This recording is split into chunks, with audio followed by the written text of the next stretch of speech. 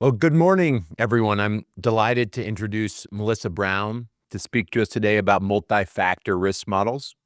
Melissa is the global head of investment decision research at SimCorp. SimCorp's Axioma, along with Barra, are the two recognized commercial equity risk model leaders and make up the critical underlying infrastructure of risk management in the equity markets. Melissa is one of the world's foremost experts in the area of risk models, and we are very fortunate and very grateful to have her with us today to educate us on this critical topic. Thank you so much, Melissa. Thanks, Brett. It's good to be here and to be able to hopefully offer some wisdom on risk models. So let's get started here. What I want to just start talking about is what is risk. So, how do we define it? What are we talking about? And then what is a risk model, and why would you need a risk model when you're talking about risk? We will also then go into talking about the different types of risk models, and particularly factor risk models. Then we'll go into a little more depth on the topic of fundamental risk models, and then just talk at the end a little bit about some use cases. So if we start out with what is risk? Well, all natural phenomena, including any human activities, contain some element of risk, which we can define as the uncertainty with respect to outcome or future state. When most people think of risk, they think of downside or the potential for loss. But in some human endeavors, not losing is winning. So let's take a really simple example of crossing the street, something that most of us do every day. So, we see here a person on her phone, and does she think that she's in a risky situation? No, but there's a non-zero probability, you can see on the right, of someone getting hit by a car. So if we start, but talking about investment risk is a little bit different. So let's say we start with an initial value of 100 that represents the value of our remaining life. When we make it safely to the other side of the street, we, quote, win and move on with 100% of that value intact. This is the expected outcome, and one that we generally take for granted. However, it would be dangerous to dismiss the small yet very real possibility that we will not make it safely to the other side, in which case the payoff is less than 100% if we are injured, or zero if we die. While that may have been a little morbid, it provides a stark contrast with the type of risk we seek to model. When we're investing, not losing is not good enough. By staking some of our capital in a risky endeavor, we expect a positive return, meaning that the payoff in the future will exceed the initial staked value. The risk of loss is still there, but hopefully it's balanced by somewhat equal probabilities of gains to be made. We can model this range of outcomes or risk using a probability distribution. So here's our jars of coins. And then we've got some range of possible outcomes, from a complete loss to lots more than we started out with. But we need to think about how we do that.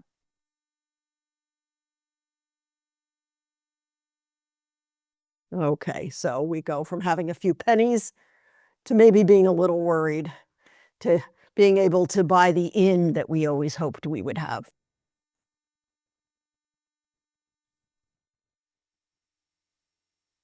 Okay, so let's compare these two types of risks that we just talked about, crossing a street versus buying a stock. The probability distribution and the potential payoff of crossing the street is positively skewed, meaning that I have a very large probability of surviving, which is a payoff of 100%, and a tiny probability of dying, which is that payoff of 0% or losing at all. It's also discrete, meaning that there are a finite number of outcomes. In this case, only 3, and 2 of them occur very infrequently relative to the third. With investing, the range of possible outcomes is nearly infinite, although it's usually bounded by 0 to the downside unless we're using leverage. The long, rich history of asset returns provides us with the means to estimate these probabilities relatively accurately. So when it comes to measuring risk in asset values, we're usually talking about the width of the distribution in return outcomes. When we look at the returns of a typical stock, we see some symmetry around a central tendency or mean. This is the expected value. What's nice about stocks in particular is that these returns typically approach a normal distribution, one that's perfectly symmetrical around its mean. We can thus model equity risk by using a normal distribution and using the standard deviation from the mean as a measurement of uncertainty around that mean. So many of you are familiar with the idea of a bell curve, and this is how we're showing the normal distribution. Under this distribution, about 68% of the time, the outcome will be within one standard deviation of that mean, of that central tendency. About 95% of the time will be within 2 standard deviations, which would, and then about 99% of the time, that return will be within 3 standard deviations. When we talk about risk or volatility, and I'm going to use those terms interchangeably, what we mean is that one standard deviation of return. So what's that return that we expect our outcome to be there about 68% of the time? And so here we can kind of see this normal distribution.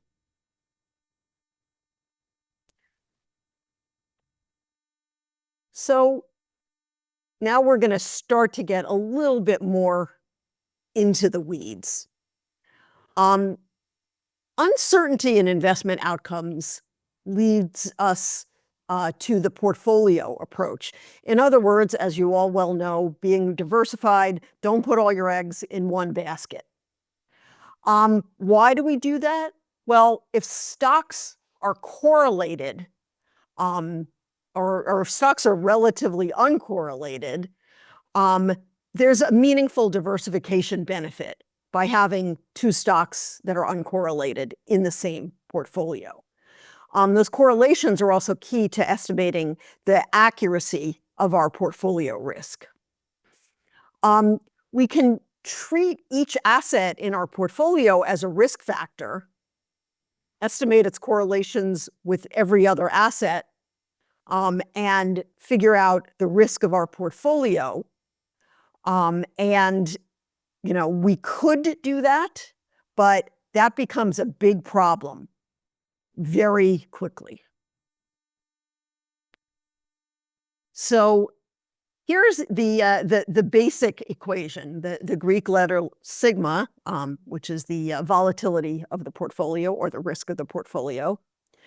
Sigma squared represents variance or risk squared. We do the adding of risks and correlations in risk squared or variance space because that allows us to make it linear. And then to get back to our standard deviation, we take the square root of that sum. So we can see here on the top equation here, the volatility of a 2-asset portfolio is the weight of the first asset squared times its volatility, plus the weight of the second asset squared times its volatility, plus 2 times the weight of the first times the weight of the second times their covariance. But each time we add a new asset to our portfolio, we have to add a covariance term for that asset with every other asset. So a portfolio of 3 assets has 3 covariance parameters, as you can see in the bottom equation.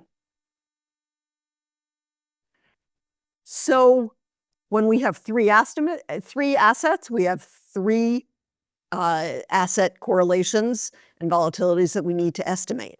When we have 30 assets, we have, or more than 30, we have n squared minus n over 2, or 435 correlations for our 30 asset portfolio. And then this grows exponentially. By the time we get to a 500 stock index, say, we have more than 124,000 correlations to estimate. Not only that, but to ensure we have a stable correlation matrix of all of our asset pairs, we need at least as many return observations for each stock as there are stocks.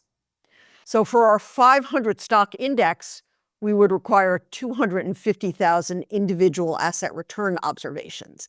So obviously, this becomes very difficult to estimate. And so we need to make this problem a little more tractable. This is where risk models come in. So what are the questions that we want to answer by developing a risk model? Well, first of all, what's my expected portfolio volatility? That's kind of the key thing I want to know, whether it's the volatility in total space or the active volatility relative to my benchmark. That's the key question. But equally important, we need to know what exposures we have in the portfolio. So what does my portfolio look like? That's going to help me determine that portfolio volatility. I probably also want to know which holdings contribute the most to the volatility, and also importantly, which ones provide diversification. So in order to do this, we could compute the historical variance and standard deviation of the portfolio as it stands now, but that's not really going to work because it assumes that the stationarity of holdings is going to remain through time, and that's very unlikely. The second thing, as we just discussed, is we could treat each individual asset as a risk factor, but as we noted, that's very computationally expensive. And it also can introduce spurious relationships. Even if I could use this dense model, if it weren't so computationally expensive, I would still have unanswered questions in my portfolio.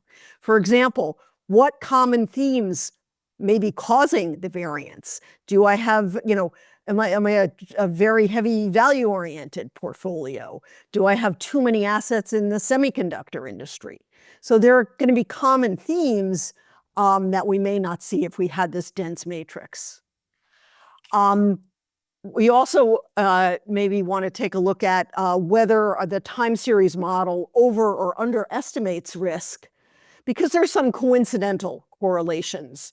So correlations that are just there because stocks have moved together for some period of time. So they look like they're correlated, but there's no particular reason to think that they'll be correlated in the future. Another thing that we don't answer with our dense model is how much of the risk that we have is systematic risk, in other words, market risk, and how much is idiosyncratic to the stocks themselves. So now we start to get into what is a risk model. So what is a risk model?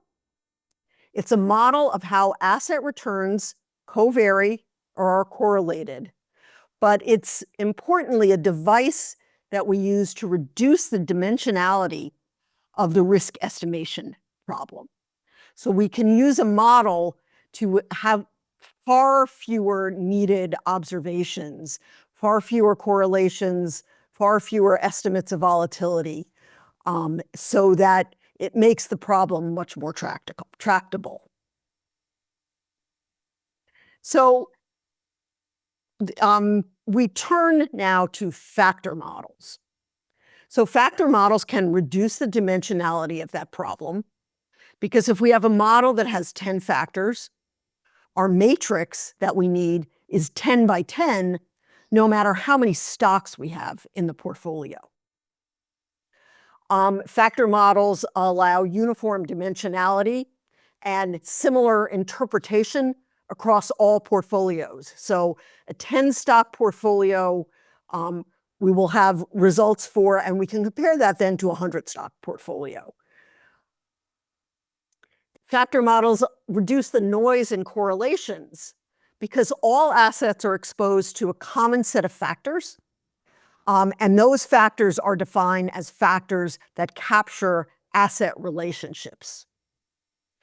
And finally, last but not least, a factor model allows decomposition of risk and return across meaningful factor dimensions and the identification of systematic versus idiosyncratic risk. So let's start to talk about multi-factor models and the return structure. So first, many of you may have seen the capital asset pricing model, CAPM. That's a single factor model which states that there's a positive linear relationship between a stock's return and its covariance with the market portfolio. In other words, it's beta. So in the CAPM, the alpha term, or the intercept, is what we expect the stock's return to be if the market return is 0. The epsilon is the error term, or the uncompensated residual risk. A multi-factor model simply extends this concept to having several factors rather than just one single market factor. So we can see the equation on the bottom here. We'll have exposure to a particular factor, add that up to our exposure to the next factor, and so on.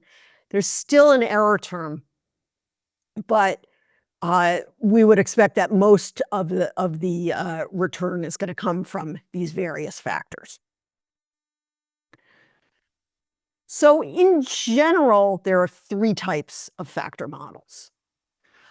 Fundamental factor models are the most widely used because of their alignment with the investment process or stock selection methodology of many managers. Whether you're a value manager, you're a small cap manager, you make industry bets, you make country bets. Those can all be factors in our fundamental model, and so it's aligned with the investment process.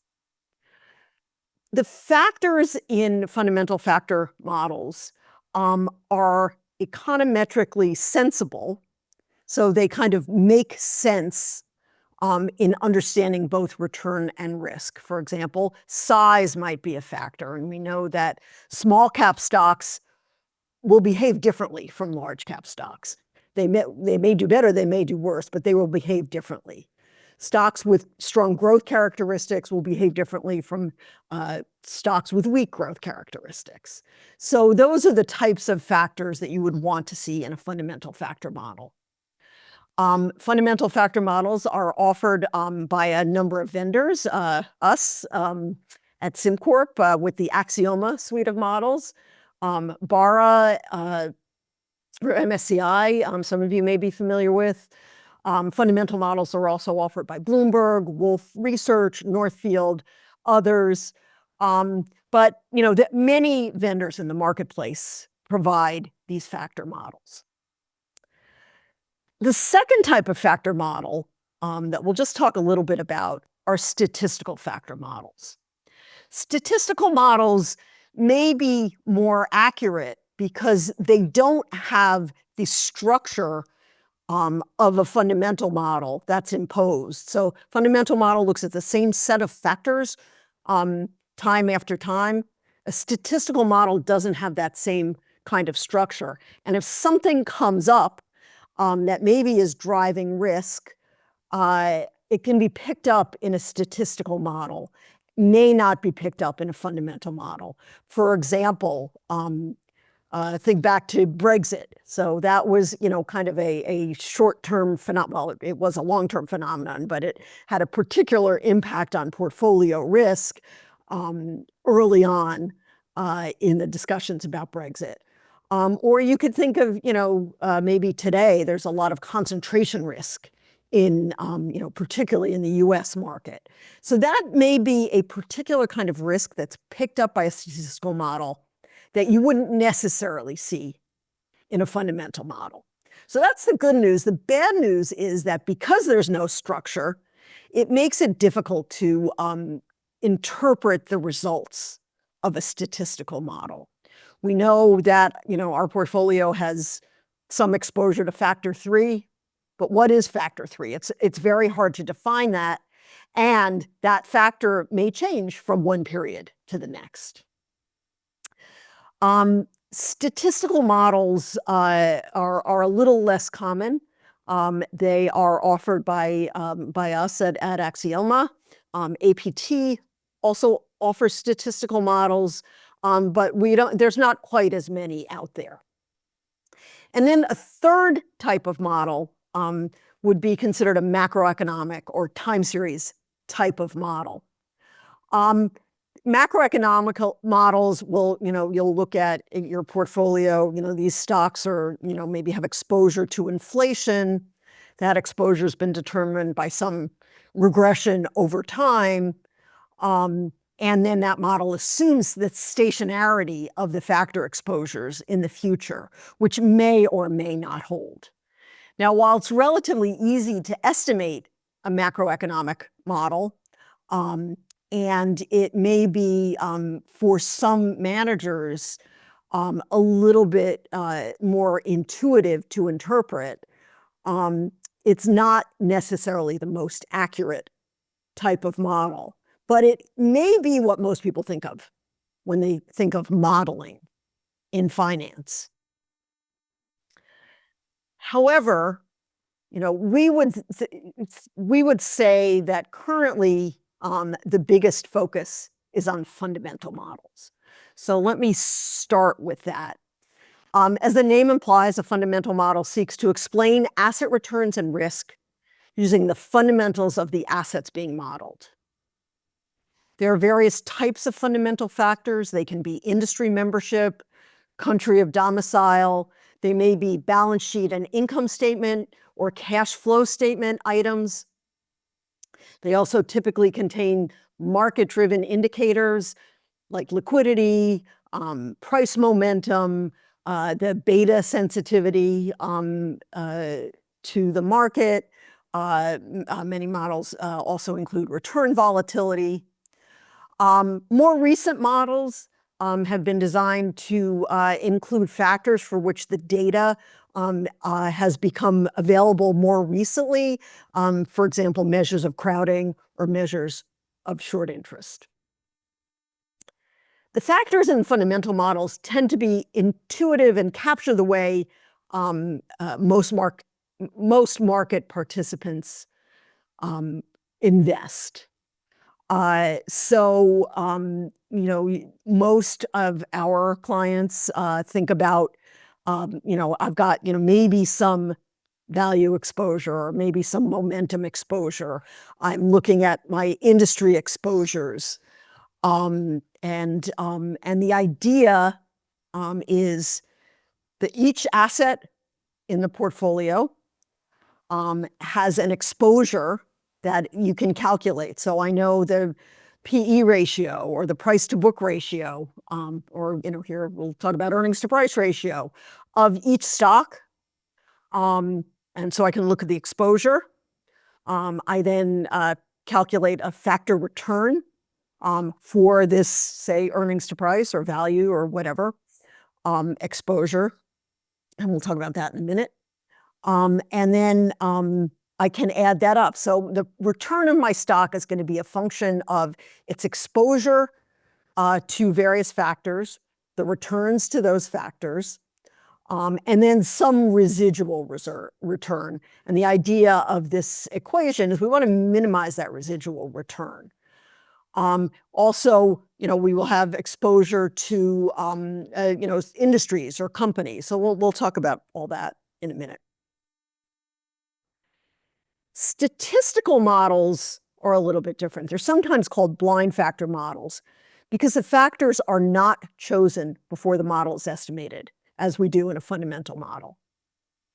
Instead, there's a statistical technique called principal components analysis, or PCA, that's used to determine the factors from a history of the asset returns themselves.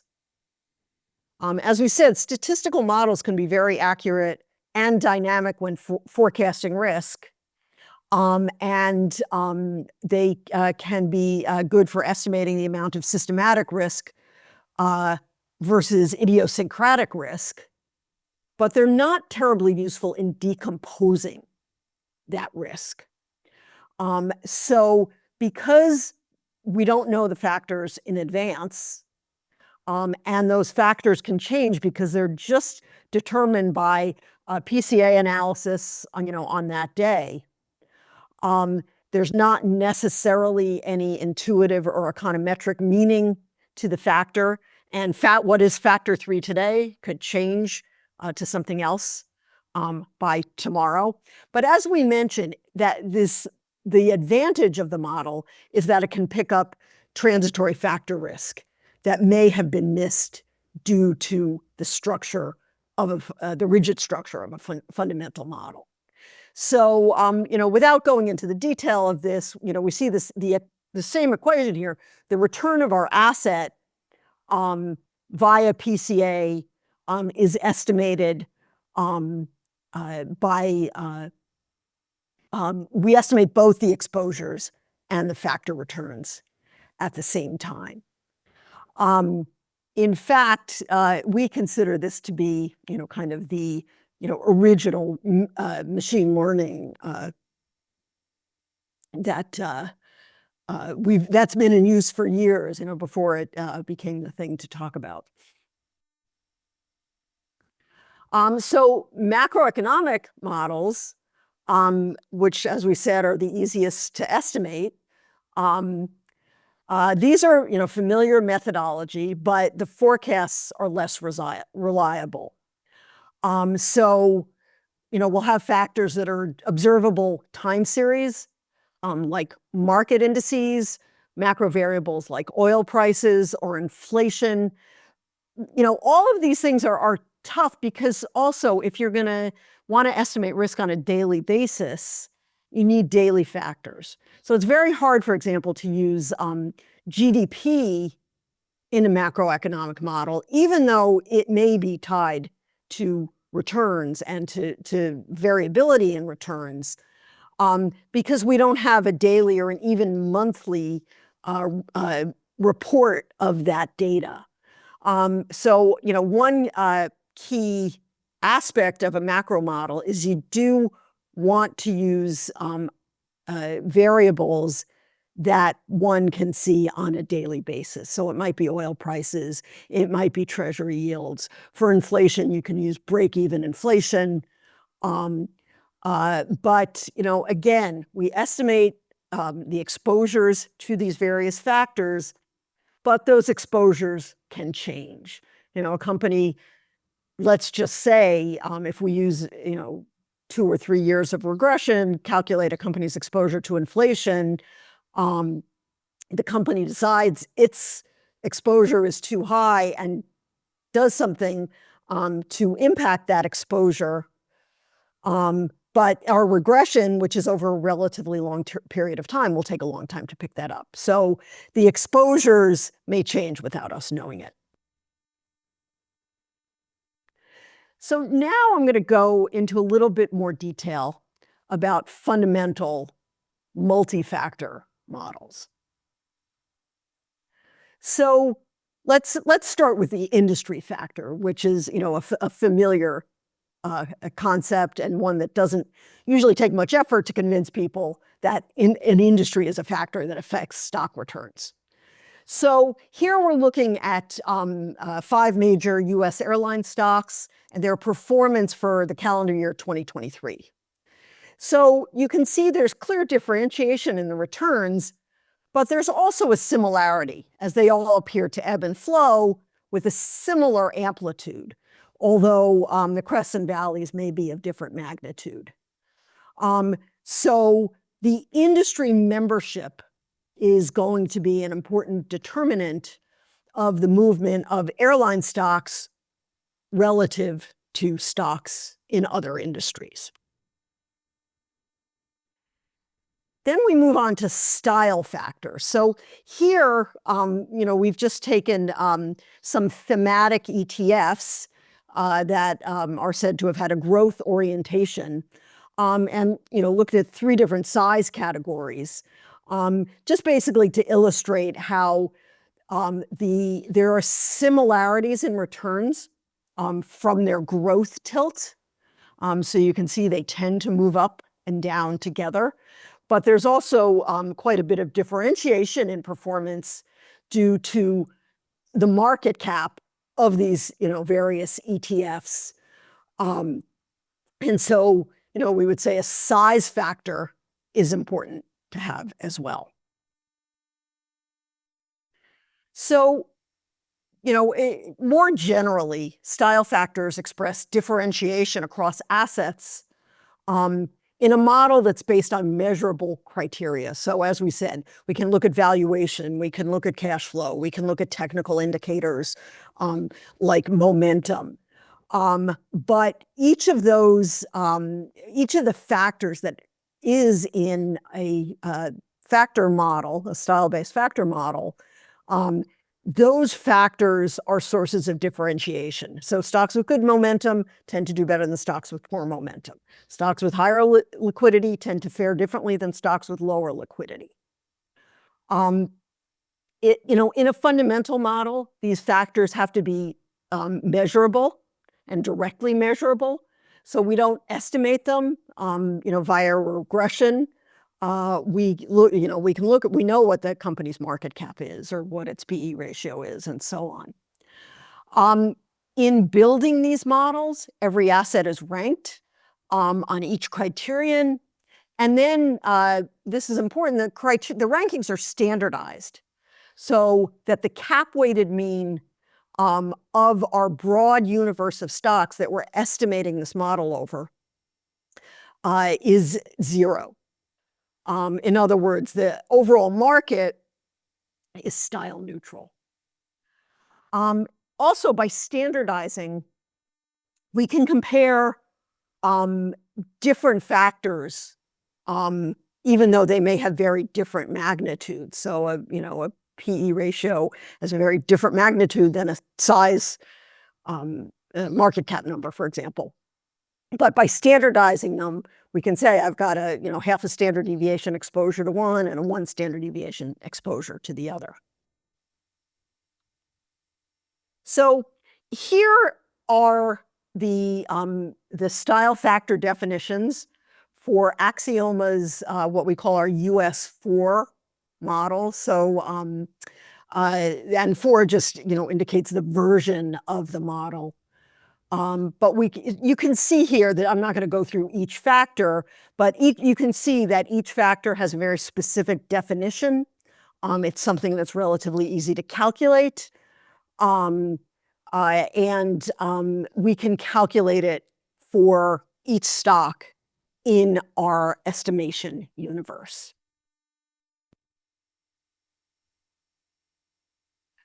So how do we construct these factors?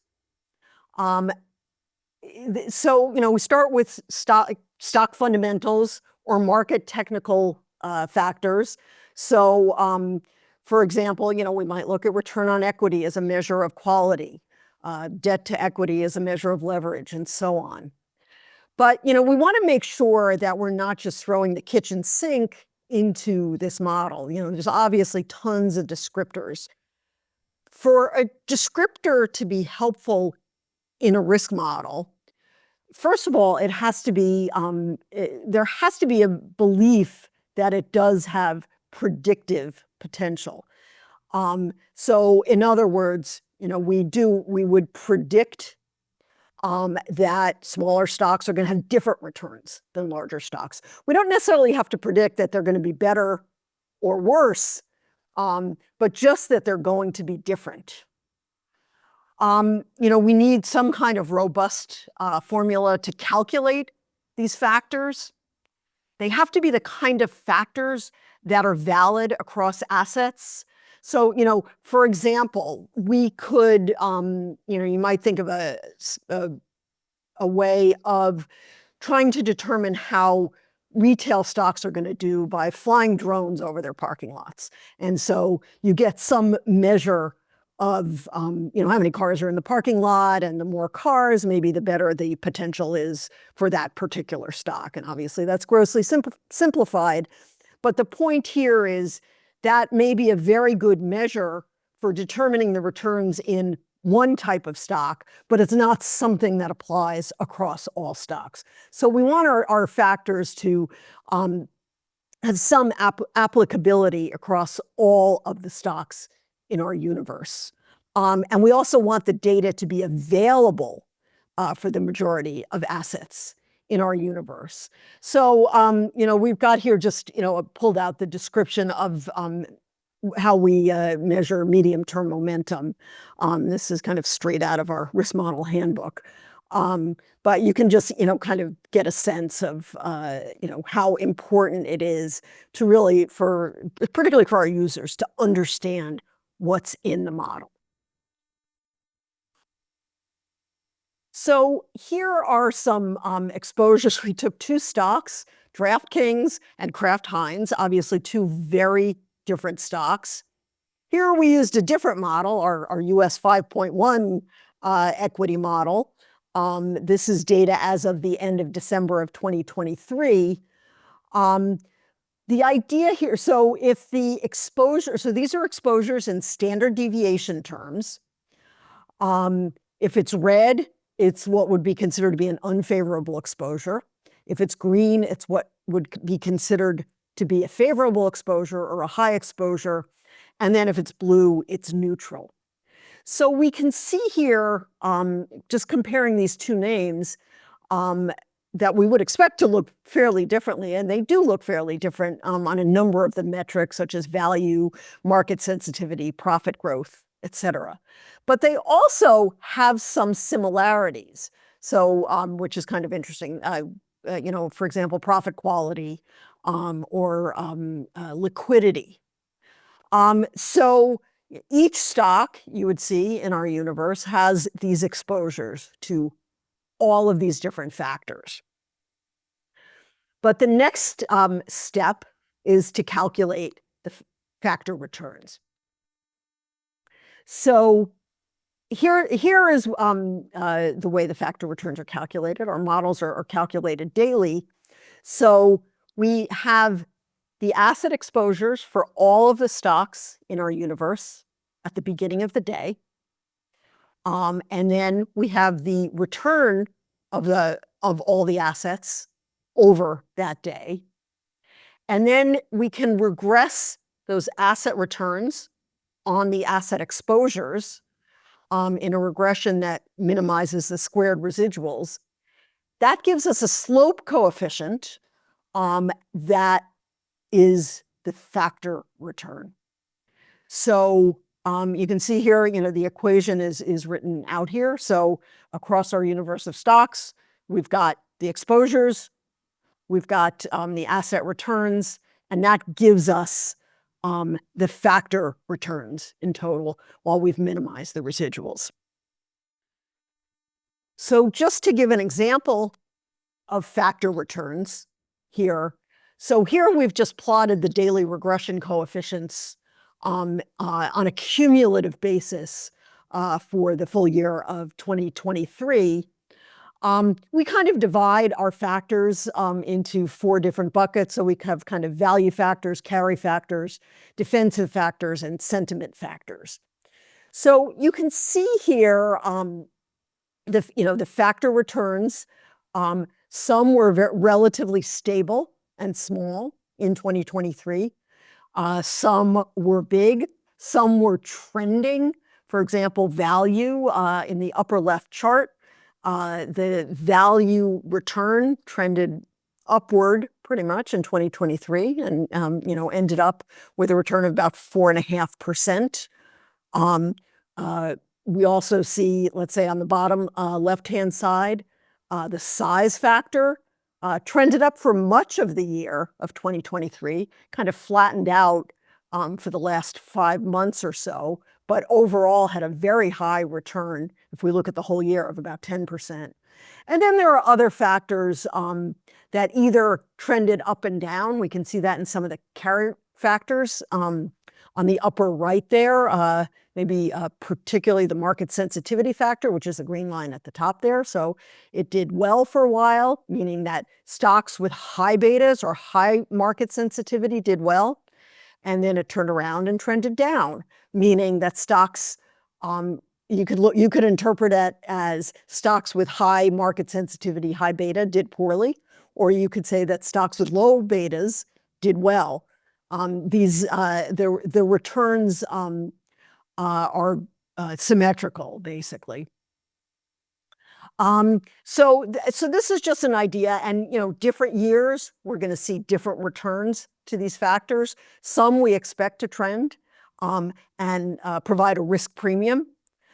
Some will again be a differentiator of returns, but not necessarily trending one way or the other. So here, just going back to our airline example, here we're looking at American Airlines and its return attribution for the year of 2023. So we can see, first of all, that almost all of Americans' returns in 2023 can be attributed to the passenger airlines industry and the market factor, which is the orange shaded area. We can also see here that style factors in aggregate explained little. And then we also have and that's what's nearer to the x-axis. And then what's left is stock specific, which is the turquoise shaded area. So it doesn't mean that no style factors were involved in explaining the return to American. It just means when you netted them out. So some may have been positive, some may have been negative, but in aggregate, the style returns explain little. American was mostly driven by its industry exposure. So we also need to talk about many of our clients manage global portfolios. And so here, when we start to talk about portfolios or indices that have industry and country exposures and also currency exposures, that becomes a consideration in the factor model as well. So when we're estimating or when we're looking at the asset returns to estimate risk, we're always talking about local currency, the asset returns in their local currency. And then we model the currency effect separately. And there we have a proprietary currency model that I won't be talking about, but we also model volatility of individual currencies.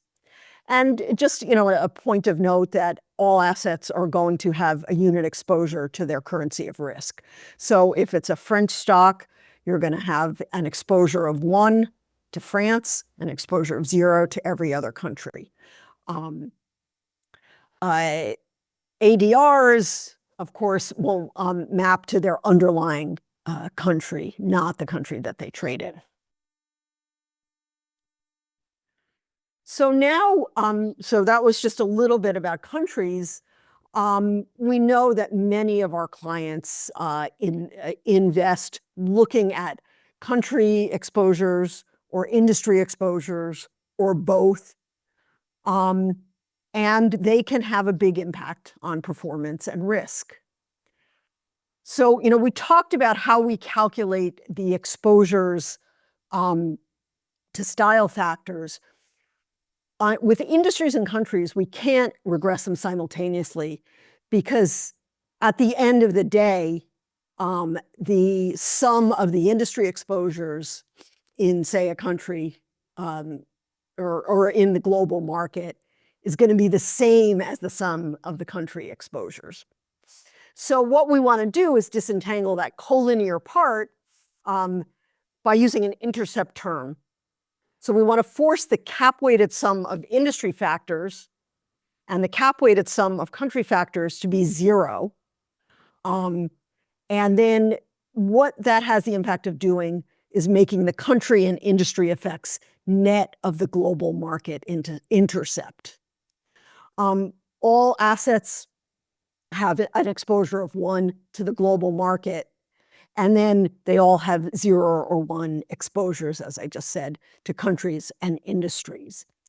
This can sometimes be confusing in using factor risk models because we're looking at, say, the return of the UK net of the overall global market.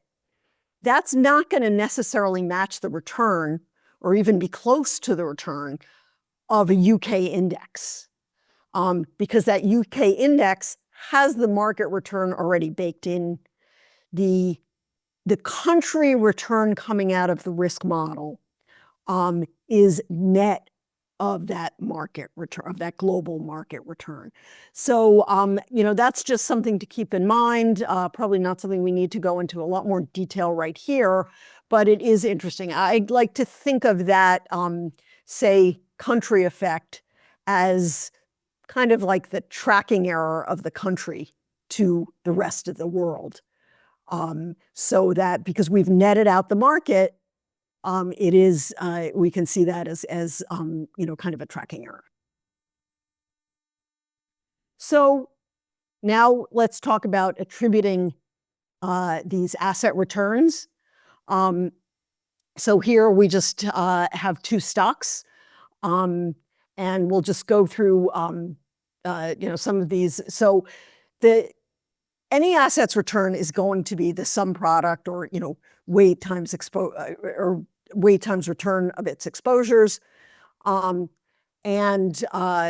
So let's just look at the table here. For example, both Netflix and GE have that unit exposure to the global market. The impact of the global market on the stock return is the same for both stocks because the return of the global market is the same. But they have different exposures to different factors. So, for example, they both have negative exposures to earnings yields. And of course, the return to the earnings yield factor is the same, but their exposures are different. So the contribution of earnings yield to their return is going to be different. If we look at growth, again, the return to the growth factor is the same. One has a positive exposure, one has a negative exposure. So the impact of growth on their return is going to be different. That works out through all the styles. Because here we're looking at a global model, they both have exposure to the US market. And so again, that's going to have the same impact on their return calculation. But they're in different industries. So, Netflix is exposed to the internet direct marketing industry, so it has an exposure of 1. That obviously is not going to impact the return of GE, which has an exposure of 0. But GE is an industrial conglomerate, so we see that differentiation there. And then they both have exposure to the dollar. They also each have some specific return as well. But that's basically how we attribute the individual asset returns. But here we're talking about risk models. So why do we keep talking about returns? Well, we focus on returns because risk is the standard deviation of returns. So if we want to estimate factor risk, we need to estimate factor returns. If we want to look at a portfolio's systematic risk, as we just showed, it's the product of its factor exposures, and this is where the risk model comes in, a matrix of factor variance and covariance. So this factor covariance matrix is the key, and I think I would say the key to having a good and robust risk model. So it's really, the factor covariance matrix is the heart of the risk model. It's a square matrix with the factor variances, or how it covaries with itself on the diagonal, and you can see here just a sample in the table in the middle here. The covariances between each pair of factors, you can see on the two triangles on the top right and the bottom left. Those are what we call off-diagonal elements. So there's two, quote, copies of each covariance pair. So this makes it computationally convenient for the purposes of estimating any portfolio's risk. But the covariance matrix itself is difficult to interpret because it's in units of risk squared. So actually what most people who use the models try to do is look at what's at the bottom. Instead of a covariance matrix, we look at a correlation matrix. So that's what we're looking at the bottom here. So we remove out the variances, and here we have a correlation matrix. So you can see, for example, at this point in time, let's say, size and value have a positive correlation of 0.173. Other factors are going to be negatively correlated. We have a market intercept factor here. So you can see that the market intercept factor is highly correlated with the market sensitivity factor, which is not surprising. High beta, if the market's going up, we expect high beta to go up. So we have a quite high positive correlation there. But in general, we want to end up with style factors that have relatively low correlations to each other. Therefore, each factor is bringing new information to the table. So now just to get into a little bit of technical detail, when we calculate this factor covariance matrix, we use exponentially declining weights. And that's so that we can give higher weight to more recent observations, and which in turn makes the model more responsive to recent changes in factor returns. But we don't want to give so much weight that what happened last week is going to completely determine our risk forecast for this week. We want to achieve a balance between giving weight to more recent observations, but also accounting for what's happened over some period of time. And the way we think about this is in something called a half-life. So half of the weight is covered by a certain amount of time. So this half-life shrinks the factor return weights towards zero, the factor return weights that go into this covariance matrix. So as we move backwards through time, we're getting less and less weight for each observation. But we happen to offer models in actually 3 different horizons. Here, again, we just talk about 2 of them. Our medium horizon, which is our goal is to forecast risk for the next 3 to 6 months. For that model, we use 125 days, or about half a year, for the variant to calculate the variance, and 250 days, or about a full year, to calculate the correlations. For our short horizon models, our half-lives are half of what they are in the medium horizon model.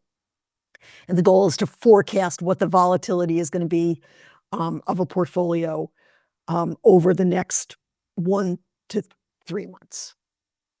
So that can be, when we say risk, again, I might be talking about total risk of the portfolio or the active risk, how we expect that portfolio to vary relative to its benchmark index. So now, I think we're at the end of our equations here, but so how do we calculate risk of a portfolio? So here we're talking about, total risk space.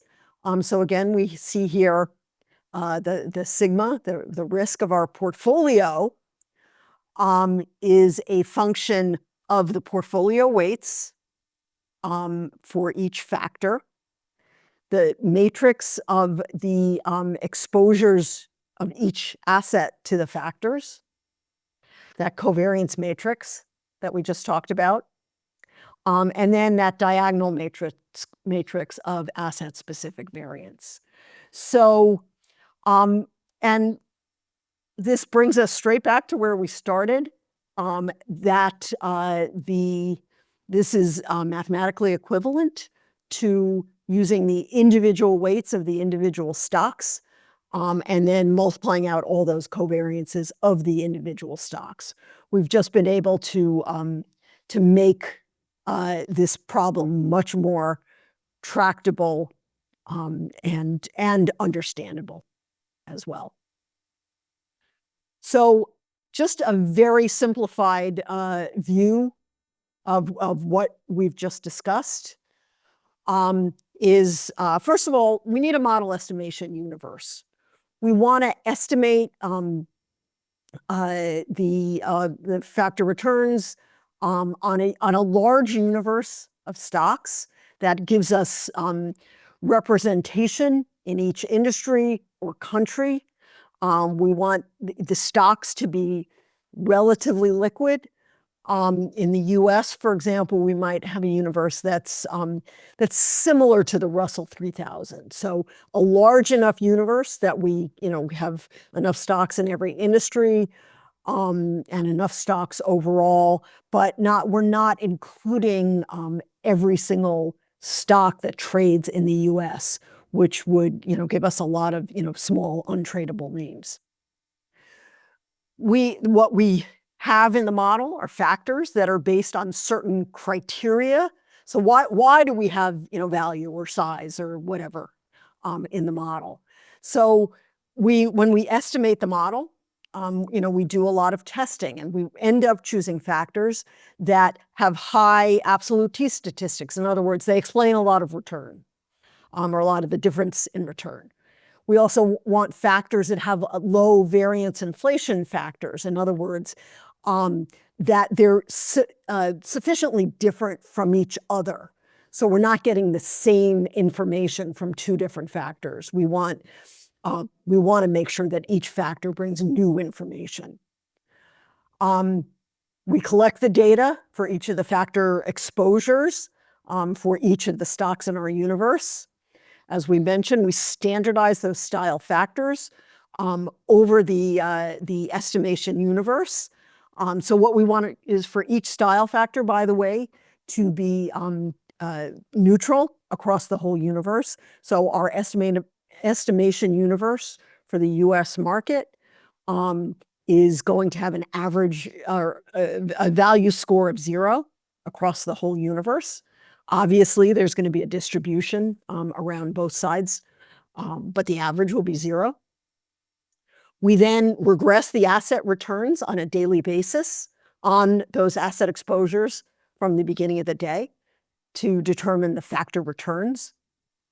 We then use those factor returns, the history that we discussed before, to estimate that factor covariance matrix. And then finally, we use exponential weighting to condition those various covariance forecasts to give higher weight to more recent data. So why do we do all this? Why do you care about this? This presentation was focused more on the hows and whys of building a risk model, but it's important, I think, also to know what's the end product. How might you use this model? So our clients use these models in at least 2 different ways. One is to decompose the risk of their portfolio. It may be total risk, it may be active risk. They want to look at where is the risk in their portfolio. Are they taking risk in particular style factors, which we can see in the little chart here, in the little bar chart. But first, they probably want to see the risk decomposition of the overall portfolio. How much is in factors and how much is stock specific. And I'd say this breakdown of, roughly 60-40 is probably typical for many of our clients' portfolios. The table on the top right here can give us more detail into how the risk is decomposed. So we have active risk in this portfolio of 4.25%. The specific risk is 2.67%, which translates to about 40% of the total variance of the portfolio. The factor risk is higher, is 3.32%, which translates to about 60% of the total variance. But then where's that factor risk coming from? Well, we can see here that the biggest sources of risk are country and currency in this particular portfolio. So they account for about 31 and about 23% respectively of the overall risk in the portfolio. About 11% is style risk.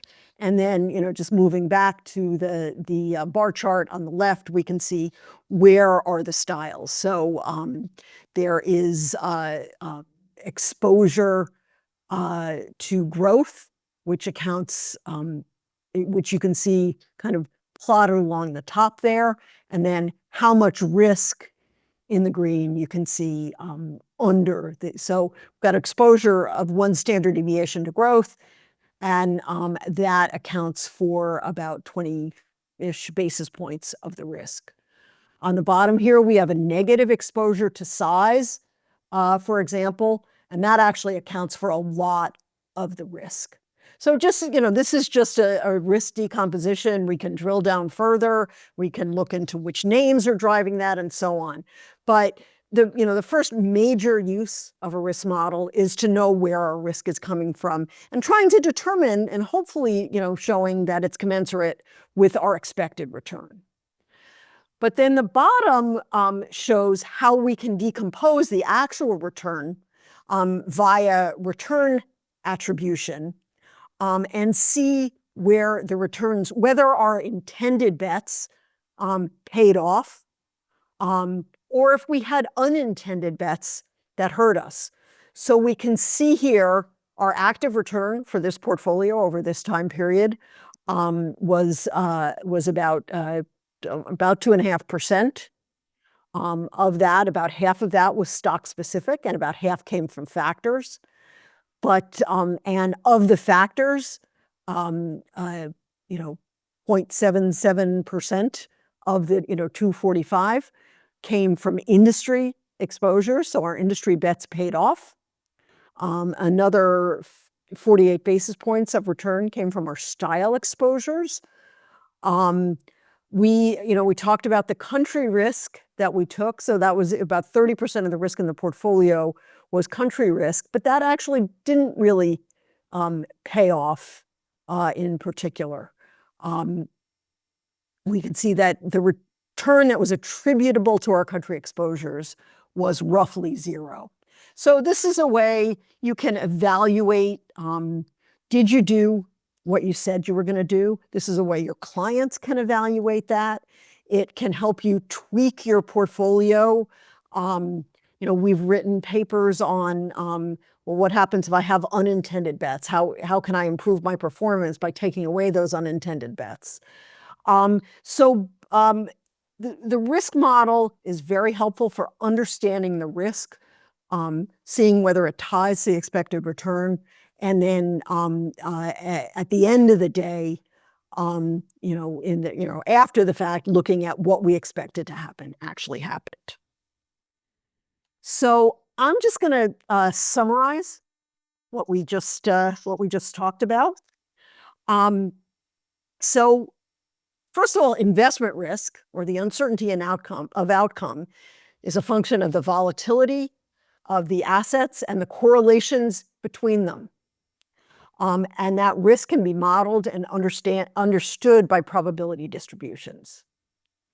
However, if we try to use each individual asset's volatility and correlations with all the other assets, that can quickly become a very intractable problem. By using a risk model, we can greatly reduce the dimensionality of the problem and also mitigate some of the noise in things like spurious correlations. We talked about three different types of risk models. So fundamental models that have fixed predefined factors. Those factors are generally easy to interpret, but if something is happening in the market that's not one of those factors, some risk may be missed. There are statistical models that maybe more accurately over short periods where there are these kinds of factors, but they're much more difficult to interpret because there's nothing saying what this factor is, and the factor can change from today to tomorrow based on the principal components analysis. Macroeconomic models may be the most intuitive, they're the easiest to estimate, but they are also the most unstable, and therefore tend to provide the least accurate forecasts if what we really want to do here. They can do a very good job of explaining returns, but in terms of predicting what the volatility is going to be, they're not as good as the other two versions of models. Then drilling down a little more into the idea of fundamental models, the factors should be easy to interpret, easy to understand. The factors should lead to differential returns across assets, and the data should be available for most or all of the assets in our universe. Risk analysis can help managers understand the risks in their portfolio and whether that risk is commensurate with the expected return. It can also help asset owners to compare managers because the criteria are the same.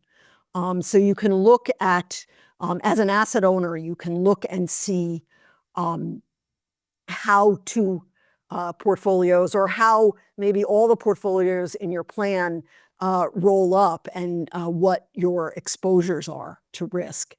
And then performance attribution, kind of after the fact, can help demonstrate how the risks that were taken paid off. They can confirm whether the manager has complied with the mandate, of course, but they can also help asset owners understand both outperformance and underperformance, which can be very helpful to the manager. But managers, it can also be helpful in that now managers are aligned with their clients. So you're talking the same language and can understand, the asset owner can understand what the manager has done, is trying to do, and the manager can explain it in language that the asset owner will appreciate. So that is it. Like to move on, see if we have any questions. We'll come maybe to some of the why questions too, but just starting back at the how that we kind of started with, you talked about factor construction and how you build the models and how you sort of criteria, T-stats, low VIFs. Could you talk about, is there any example that comes to mind of a factor that you decided not to include in a model, or one that didn't make the cut, or the type of thing that gets requested? Just to help illustrate a little bit about what kind of makes it in, what doesn't, any thoughts around that? Well, one kind of class of factors that a few years ago we were asked about a lot was ESG type factors. And I would say probably in the last year or two, that's been less of an issue.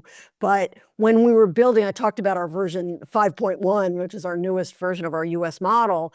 That was actually something, we tested various ways of measuring ESG or sustainability.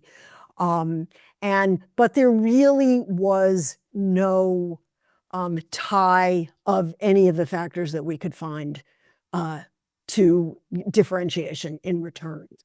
Yeah. And so, good, bad ESG didn't necessarily do any better than good ESG.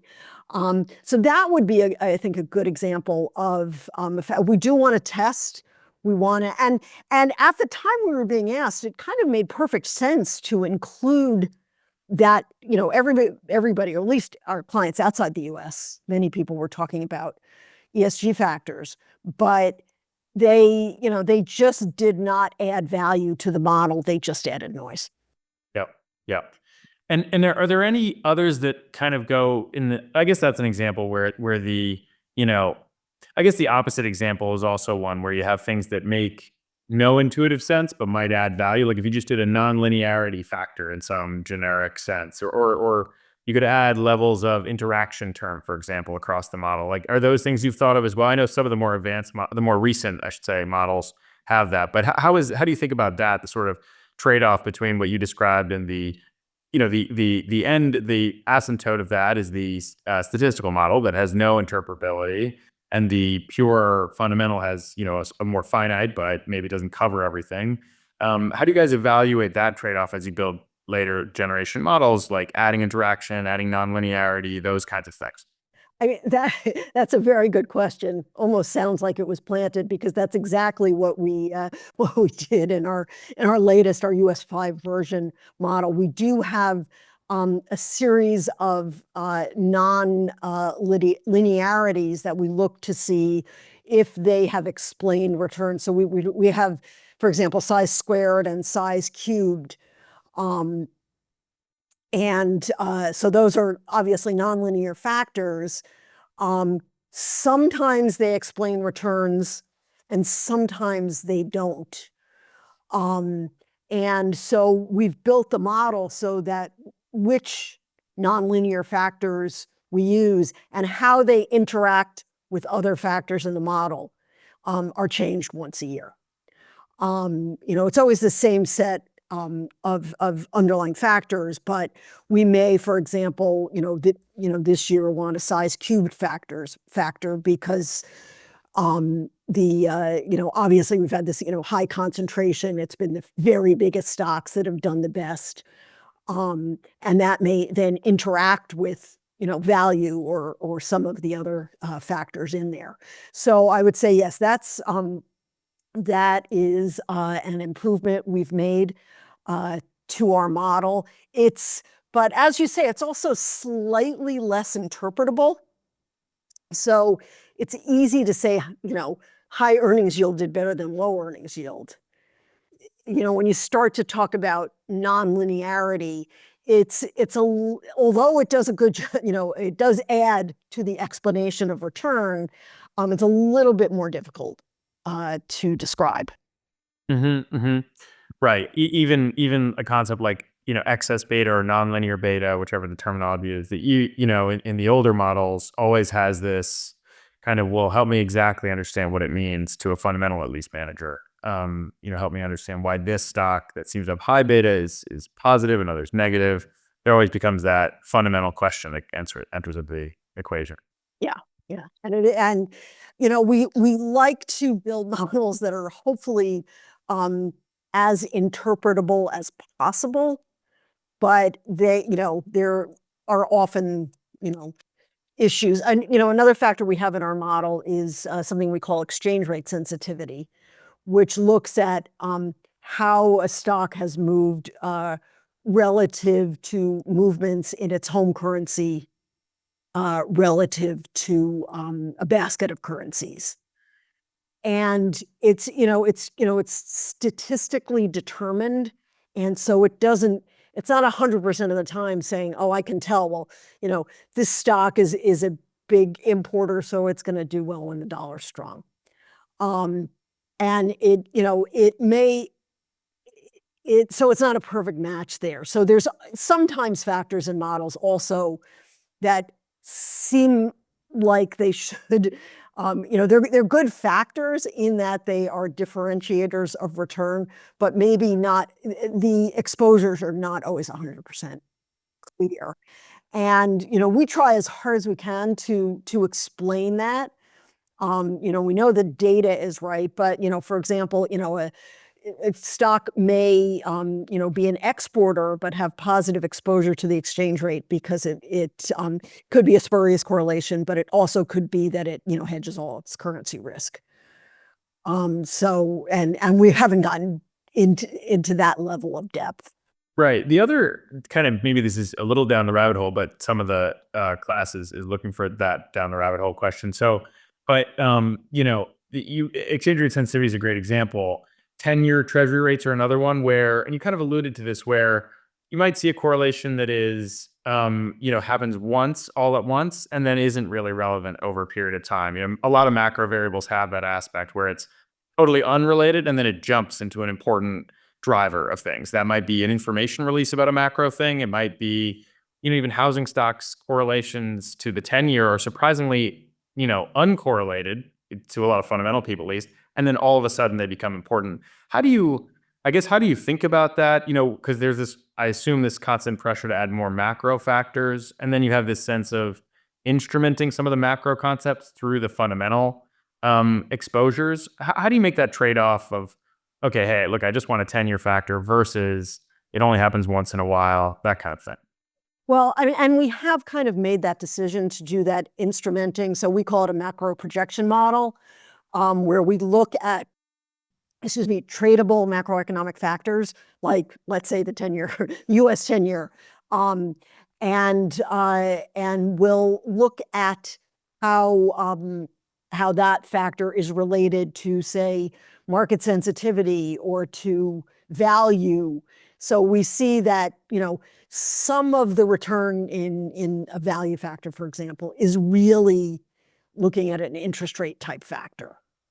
But if we look at, say, a profitability factor, so let's say we're, a factor that looks at return on equity, return on assets, that the return to that factor has really no relation to what's happening with the 10-year. The reason that we did this, and I didn't talk about it in this presentation, but we wanted to build a model that did highlight those economic sensitivities, but gave you the same risk number. So it had the benefits of the fundamental model. So, stable, interpretable kinds of forecasts. But you could also see the economic intuition behind them. So we find, for example, a value portfolio will have much more economic exposure than a quality portfolio, for example. So it allows us to see that without having the issue of having very different risk forecasts and then which one do you use, or potentially, manager choosing, whichever one, suits them best rather than maybe the one that's more accurate. But it also gives us that interpretability. And so that's why we've chosen that route. We do get requests and talk to people. One firm that I didn't mention is a firm called Quant Insight that does only macroeconomic risk models. And we've done a joint paper with them that looked at the same set of ETFs through our lens and through their lens, and it was really quite interesting to see the different interpretations. So I don't think using a macro, I think using a macro model is very helpful in explaining returns. After the fact, inflation rose this quarter and we had a high exposure to inflation, and that, had a big impact on our returns. I think they're not as good at forecasting what I expect the volatility of the portfolio to be. Yeah. I mean, one great example is, using Japanese bond yields, which were zero for, 10 years. So you can't get any, exposure to that Japanese bond yield. There's nothing correlated with it. But then when it moves by 10 basis points, it has a huge impact. So. Right. Anything with sort of order of magnitude or tail moves itself is going to be hard to model on any kind of correlation basis. Yeah, that makes sense. Maybe a broader question here is, you speak to so many different types of clients. Some are risk, some are more fundamental, some are in the kind of CIO office, some are in the performance evaluation. Could you talk a little, maybe just high level about maybe the similarities and differences between those groups? What kinds of maybe questions or concerns or interests they have? Are they all the same? Do they diverge? Any thoughts there? Well, I would say, kind of our if we just look at our portfolio manager clients, the bigger subset of those clients are quant managers. So they are going to want to look at exposures in their, how the exposures line up with risk factors, or perhaps even, build their own model. We have the capability to do that so that their alpha models are perfectly aligned with the risk model. Fundamental managers want to, quant managers want to see most of their risk coming from factor risk. Fundamental managers typically want to see as little as possible of the risk coming from style factors, because that's not where they expect their alpha. So they want to see a lot more stock-specific risk. So that's probably one major difference in our client base. And we try to point out how having unintended style bets may be hurting your performance. In terms of the different, kind of areas of a firm, the CIO, I think, probably just wants the basic, here's the, tracking error, just the very top line numbers, and then, performance attribution, particularly when something has gone wrong. The risk department, probably also because they're looking across so many portfolios, they want comparability. They don't necessarily need to drill down into every detail of the portfolio. But the portfolio managers are the client base that really wants to see what are my exposures, which stocks contribute to those exposures. What's changed? Why did the risk change? Where are are there factors? Can I am I actually?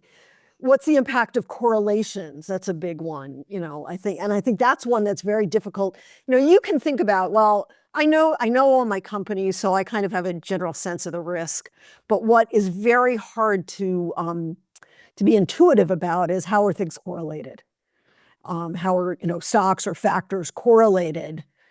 Some factor correlations may be intuitive, and growth and value are probably going to be negatively correlated. But there's other factors or individual names that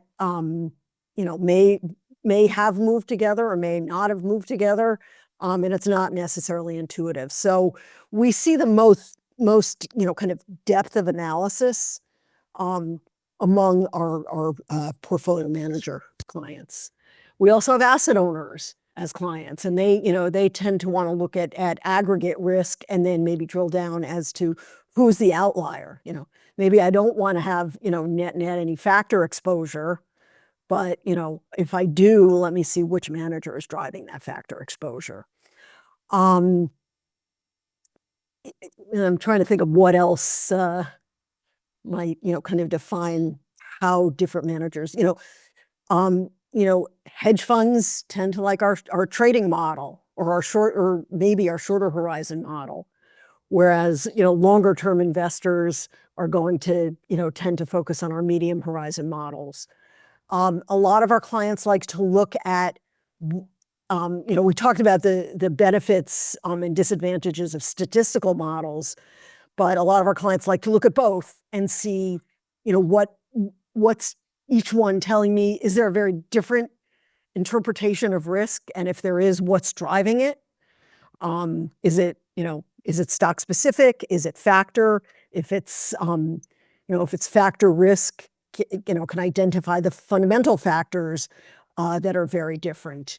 Can I look at that on an individual stock basis and say, oh, I can see that, this particular stock, the statistical model is saying it has a lot less factor risk than my fundamental model. So is the fundamental model, is there something in there that's maybe overestimating risk? Or if the opposite is true, the statistical model has a lot more factor risk. So what am I missing? What factor am I missing from the fundamental model? And very often managers can look at it and say, oh yeah, that's some kind of energy price factor or whatever. They know their portfolios and can identify it, but it's helpful for them to know. So but I would say, so that would be a portfolio manager. On the other hand, we probably wouldn't see the same thing from a risk manager. They may look at one or the other, but not try to look at them side by side. But that may be also generalizing. Some risk managers may look at it that way as well.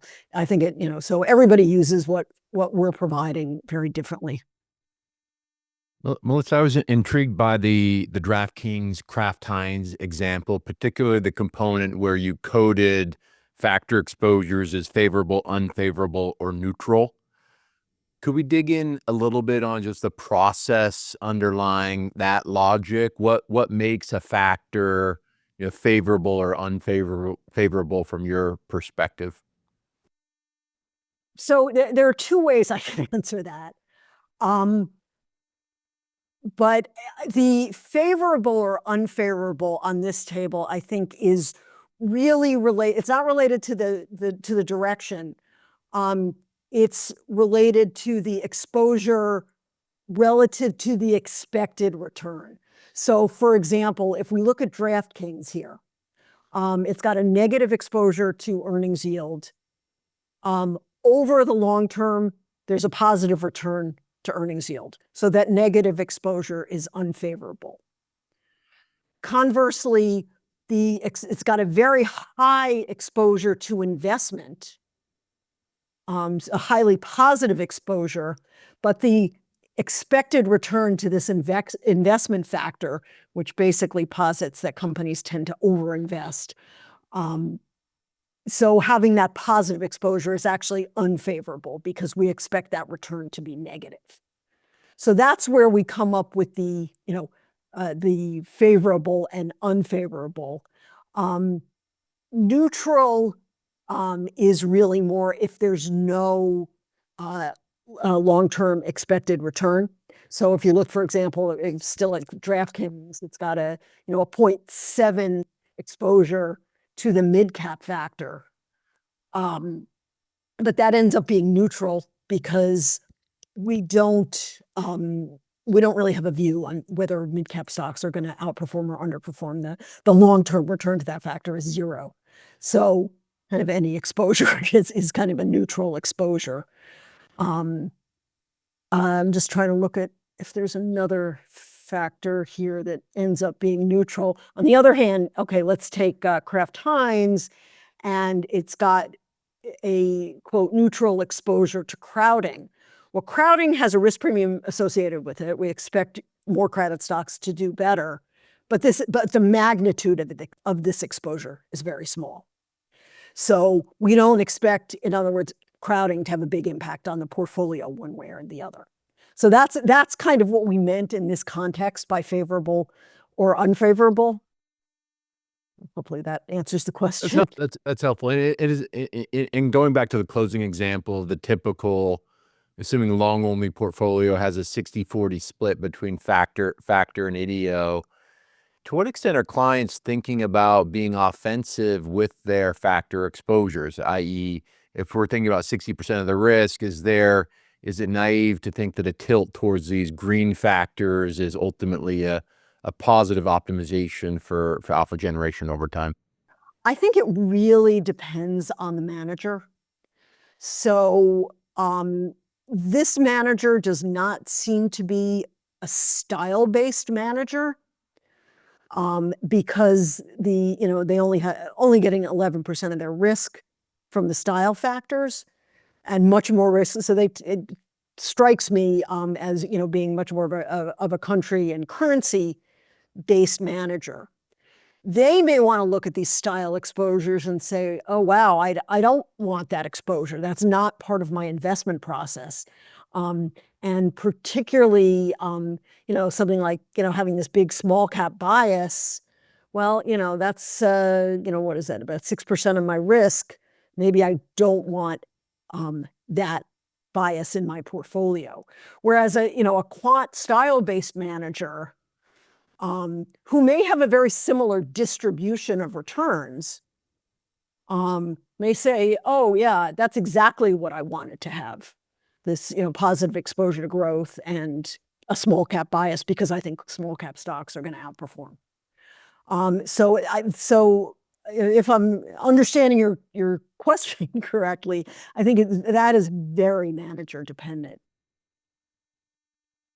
And do you get any pushback on that favorable, unfavorable piece? I mean, in some ways, I could see some fundamental managers saying, "Hey, that's part of my job," like to make that directional call. Or, and this is very interesting. We see it too when we look at the kind of factor time series. Just looking at it, is there enough evidence you feel like that there's a risk premium, to some? And could you just talk about how you guys sort of engage with that fact that you're sort of making a directional observation, at least, if not a, sort of prediction? Well, I mean, you can, argue whether, certain factors are going to do well. Maybe value is dead, maybe it's not. But we have the long-term returns of these factors and information ratios. And so, a manager may say, yes, and it is their job. And so, I certainly wouldn't say that our clients take everything we say as the gospel truth and then behave exactly accordingly. But, and yeah, we get, pushback on a lot of things. But I would say, at least for that particular table, it's objectively derived. We've got a long-term return, we've got an exposure. Is this good or bad?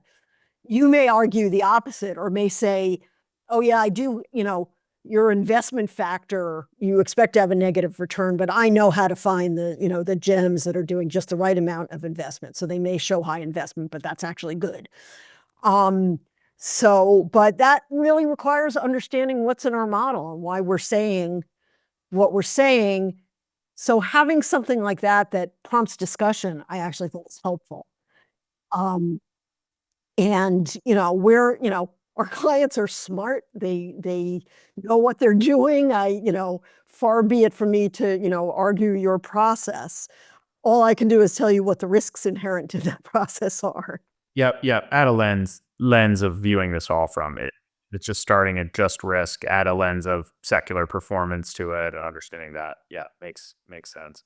And the other, just maybe back to one more how or implementation kind of piece that you mentioned was sort of, the gold or the heart of it on the FCMs. You mentioned, you guys use exponentially weighted moving averages to kind of compute that. Could you talk a little bit about like why, it sort of sounds reasonable to say, hey, let's have a exponentially weighted moving average that corresponds to the prediction period. But could you talk a little bit about, how someone, because I can hear the fundamental person asking the question, well, I don't know, how do you know the correlation between this historically would hold up in the future, and why would simply sort of expecting a half-life, kind of do that, or temper the volatility of that, or make that more well-behaved? Could you talk a little bit about like the smoothing and the sort of exponentially weighted moving average, and a little bit about how you guys kind of put that together or think about that? Yeah, I mean, and it's not that we have the answer to everything. I think as you mentioned, we try to tie these half-lives to the prediction horizon for the model. We also know that I think variances are more stable than correlation, so you want to use a longer period for correlation. These I think are reasonable. Whether it should be 120 days or 130 days, I don't know, but I know this is, kind of a long enough time so that every time, the market zigs, the model doesn't zag, but not so long that risk forecasts never change. And, we also, we offer our clients the capability, if you don't like these half-lives, you can change the half-lives. You can build your own model. So you can build your own model with your own factors, and you can also change things like half-lives. If you don't agree with these, these are, I think, relatively industry standard levels. And, the people who are building our risk models have been, doing so for 20 or 30 years. So I think it's not that they've tested every possible variety of model, but I think they've looked at, enough models or, over a long enough horizon to feel comfortable with these levels as being, kind of the Goldilocks levels. So not too hot and not too cold. Yeah, and and even without building your own model out of the box, there are all these choices, as you point out. You could choose the one with the longer, choose the one with the middle, choose the one with the shorter. And it sounds like you're sort of effectively doing a back test is kind of what you're saying. You're sort of saying, hey, which horizon of trailing covariance matrix modeling gives us a sort of reasonable get without being too volatile or too unstable prediction of that risk at the portfolio level. Exactly. And, we're testing a lot of things. We're testing, do we want to add these factors? Do we want to, eliminate factors that have been in the model? Does, GICS change its industry structure, and we therefore, are we going to get like different industry risk under the new structure? Or, should we put, this country in, developing or developed or emerging markets? I mean, there's a lot of things that we're testing at the same time. If we wanted to also, test every possible combination of variance and correlation half-lives, all we would ever do is test models and not ever release them. So, that's also part of the balance. I think these are, these work well. They correspond to the horizon. We've looked at others, and maybe they're, they don't seem to give us as accurate risk forecasts. What it all comes down to at the end is we want to forecast risk without bias. So it's not that every day's risk forecast is going to be a perfect prediction of the upcoming risk, but over, days or months or quarters, we want the risk forecast to be unbiased.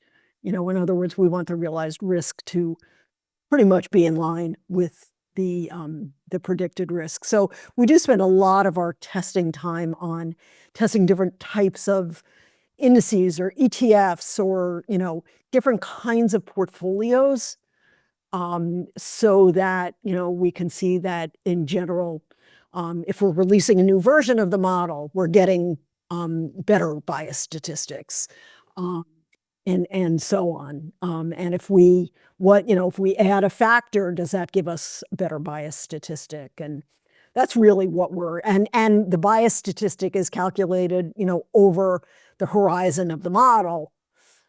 So the implication also is that these half-lives are pretty good, because they do give us, ultimately these unbiased results. Yep.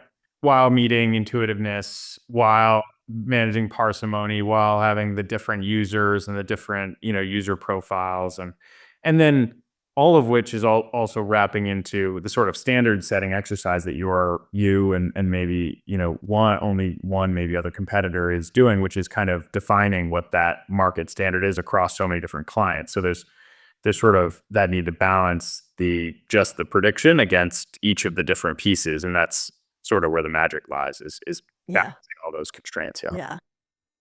Yeah, we think our magic lies in offering different horizons and different model structures.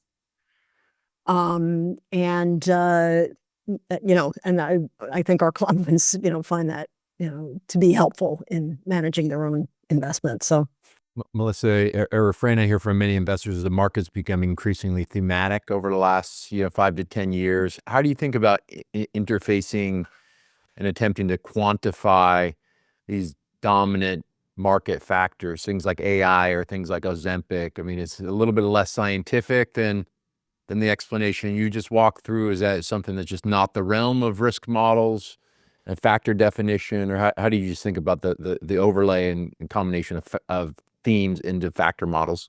Well, I think in some cases, like the two you've just mentioned, are probably, kind of industry. They're embedded into the industry factors. So, an AI may cover a few different industries. Ozempic is going to show up in the pharmaceutical industry. And so to the extent that that's changing, risk, it presumably would show up in the model. Where I think, particularly something like AI, like Ozempic is, it's a pharmaceutical, it's, and maybe they, sell it through drugstores or something, but there's not a lot of industries that are going to be impacted by it. Whereas something like AI does have more of probably an ability to permeate many different types of businesses, whether they adapt AI or they're, using electricity to generate AI models or, whatever it is. So it's not something that's an explicit factor in our models now, but, more something that, we spend time talking about and thinking about, and is it something that needs to be its own factor? But in general, I think that a lot of this, thematic discussion is really more on the alpha side. So is this going to generate alpha for me? Is, whoever makes Ozempic, who's at Novo Nordisk, are they, does that mean that they're really going to outperform? And that's more the realm of our clients, not something that we would necessarily, think of putting into risk models. Well, thank you so much, Melissa. This has been, I've been in the industry learning this stuff for 10 years, and I still learned a lot over the last hour and a half. But by the way, you saw Leon's name on the front of the presentation. So did I, because he put together this presentation. So wonderful. So that was, at least for me, that was incredibly educational, and thank you so much for your time and dedication to walking us through this rather complicated topic today. So I think the students will find it incredibly helpful as well.